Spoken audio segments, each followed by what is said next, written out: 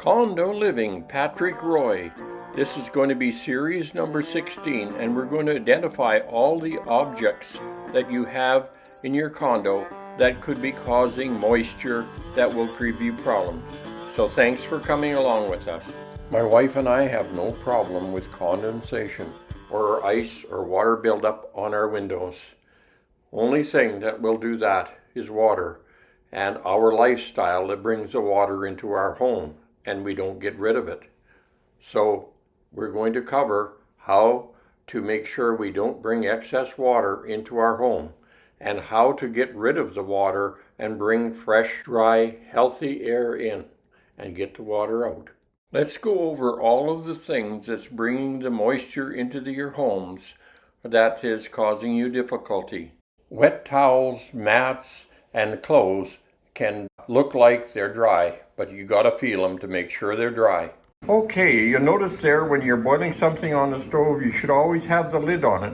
You see the steam coming up there now, but let's watch as she takes the lid off, and look at the steam coming up there now. You must have noticed that when you're outside in the cold with your glasses on and you come inside and your air that you breathe is warm and moist, hits your cold glasses, it turns into water vapor. The same principle applies in your home when the warm, moist air goes against your cold windows. Don't block the warm air from your vents and your heat ducts.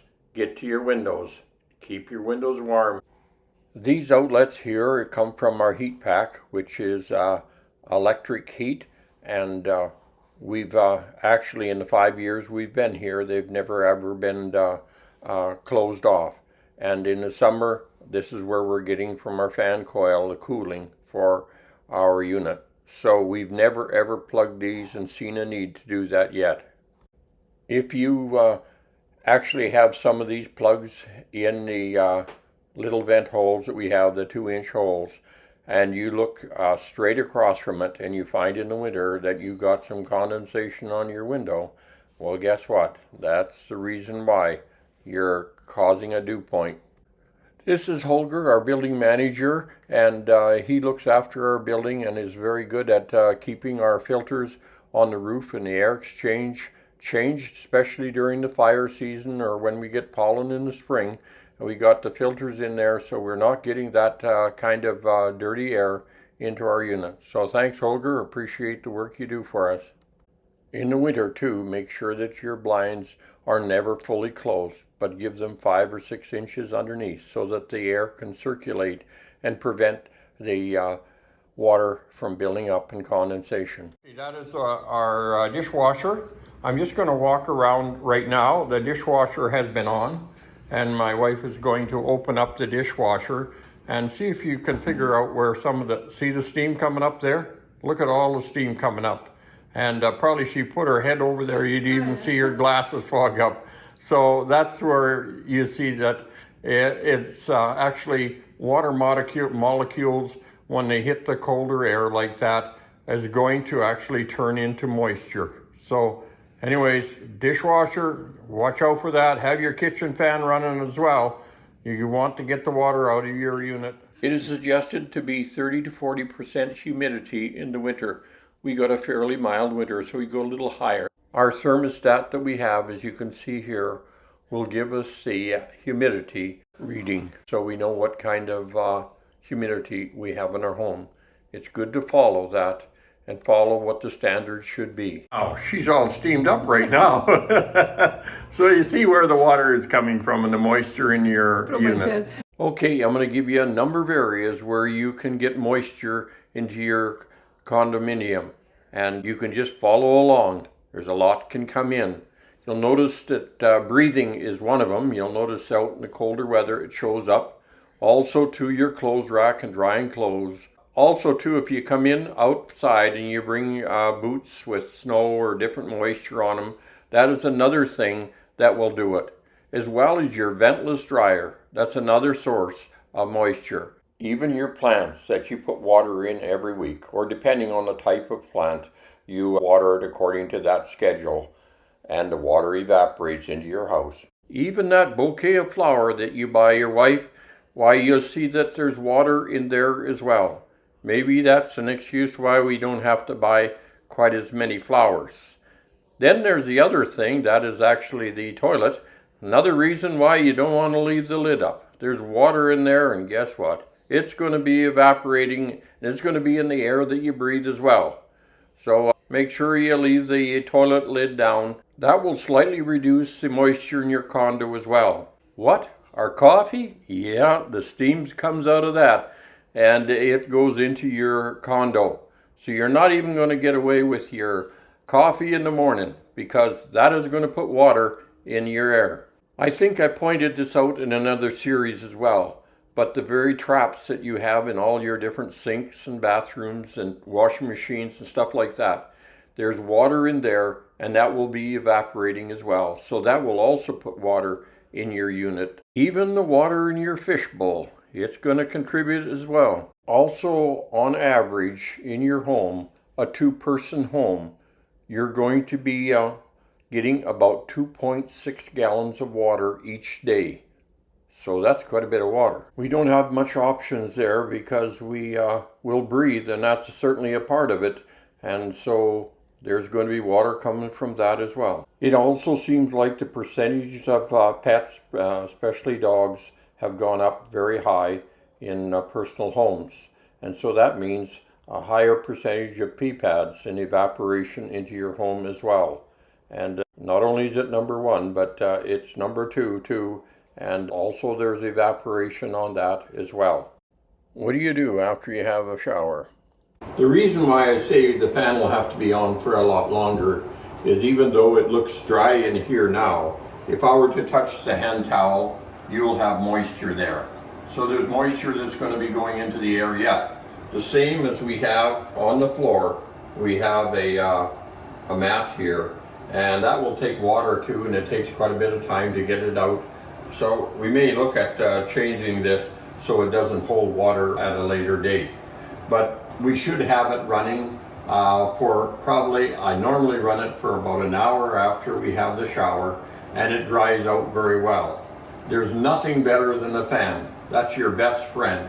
I've got the water vacuum, you can vacuum and so forth, but it doesn't vacuum the water out of the air.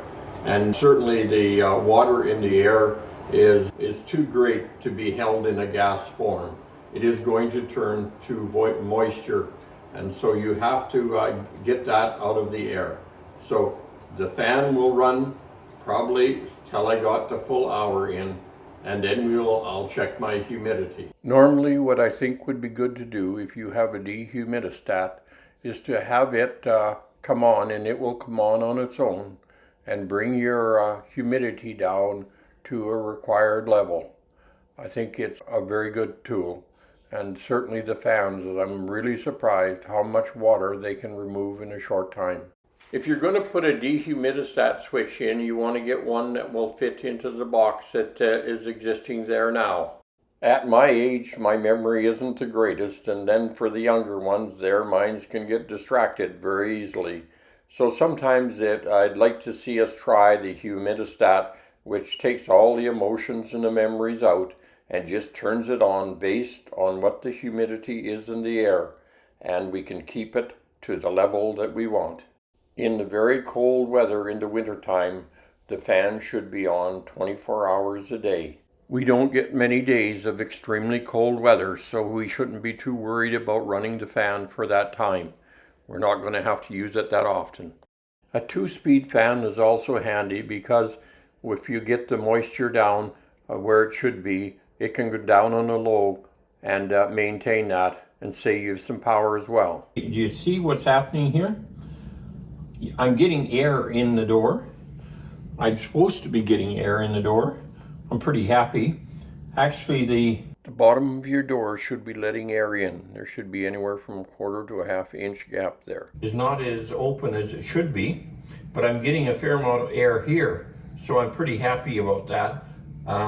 This one here, I can't adjust it any higher, but I got a lot of air coming in, so that will help to get the air out of and the moisture out of the building. So you can see I'll be okay here. You should be getting the air in as well. This is a vent that's bringing air from our exchange in down to our corridor or our hallway, and then it's supposed to be going in underneath the door, and as it comes in, if we have our fans on, that will remove the humid air inside our unit, and it will be sent outside where it belongs. In Series 17, we'll be covering the air exchange quite extensively. You will see where there's an opening on the left-hand bottom side of the door where air comes in, but we're going to do some work on this to get it properly set up for us. There is a seal between the door and also the transition, but the seal should not be tight. Matter of fact, it should be a little less than 1/2 inch, a little more than 1/4 inch. Now what that's going to do is people probably will hear more sounds from your unit, but it's going to let the air in from our corridor so we get it into our units, which it should be in. This is the louver from the corridor where the air exchange air comes in. You can adjust them to get more of a balance of the air coming in and not just shooting across the hall. This is one of those modern sinks that's very low, and if you put much water in very fast, it's going to splash out. It's there to save planet Earth, so they don't want you to use too much water. That's an area you got to clean up as well, because you're going to get condensation from that. There's another one of your best friends. When you got the coffee pot or the stove or anything there that's creating any kind of steam or any kind of moisture, you got to have that fan running. You'll see where I'm taking the water off, and it's coming on just as fast as I'm taking it off. You see how this is fogging up over here? That's coming from the air. That's the humidity in the air. And I'll just take as much. If you watch right now, you'll notice the moisture that's in the bathroom, and you're going to see the moisture all over the glass. And we're going to take and vacuum that off.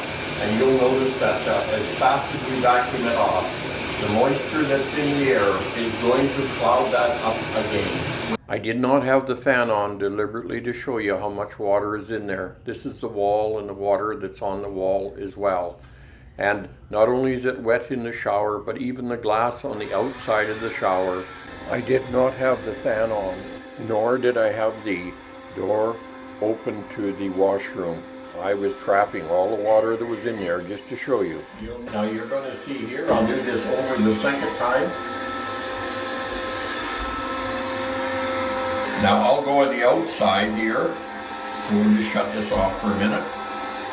We'll shut the camera off. This water vacuum isn't that great. When you start putting the squeegee on different angles, a lot of it runs out the base of the vacuum. And the bathroom door is closed, so no water gets out. Just a quick shot as I go outside to take some off the outside of the glass, and I just point it to the wall. You see the water there. And the door is closed. And there you see in the mirror as well. Look at that. That is all moisture from the air. I just took a swipe down the middle there just to show you the difference. Windows do not cause condensation. Water does. My wife and I want to thank the Kirchhoffs for a building that we have no problem keeping the right humidity in and being comfortable. Well, we're going to have to bring the series number 16 on identifying all those things as bringing moisture into our home. And we'll bring it to a close. On series number 17, which I welcome you back to, we're going to show you how your lifestyle can work to keep the humidity out of your home to a very healthy and safe level, and not too dry so that it does damage to your wood floors and your health as well. We will also cover mold and mildew. See you then. Goodbye, and we'll see you on series number 17.